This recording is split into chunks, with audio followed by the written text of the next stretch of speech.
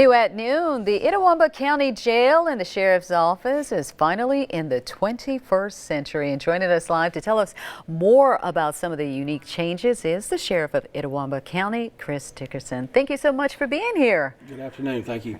Okay, so tell us about the new jail and how excited are you to be able to have this new facility? Well, we joke about it. Apparently, Itawamba County builds a jail every 75 years.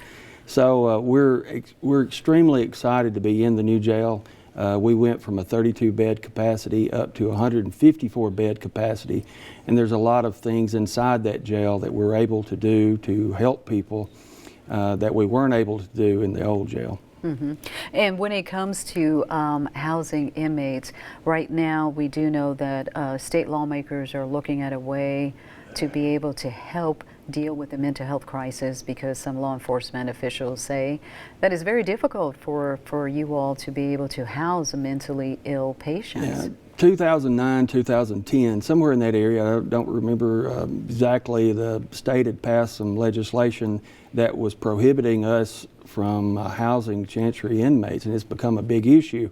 It's forced me to have to do a lot of what I call shade tree sheriffing. We're in a small community, and I'm able to work with families and get things done.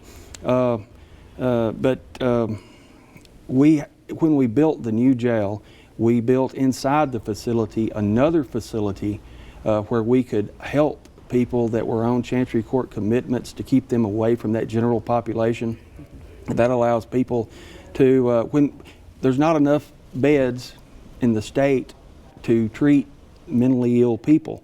So we built, we call it our infirmary, and it is an infirmary, but it allows us to keep people away from the general population, as I said, and allow them to be somewhat of our guest instead of a typical inmate. And that's a big problem throughout the state that we've got to get something done with. Right. And you also have computer-assisted dispatchers. Tell us a little bit about that.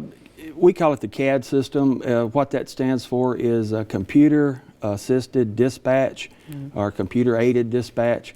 What that is, that allows us to collect more information. It makes the encounter with a citizen and future encounters, that's the key part. We're able to collect more information there from that initial point. You can never have enough information whether you use it or not, but it's very valuable in any business, and particularly in law enforcement, that if we go back out on another a return visit, we have more information what happened that first time. And the maps that are laid out from 911, property lines, water, we can tell you where a fire hydrant is for the fire. It'll probably aid our fire departments and EMS, probably more so than the law enforcement in our county, but that's a good thing. The more we know, the better off we are, you know. You know what, and it's so great that you have this new facility to be able to help you get into the 21st century. Oh yeah, absolutely.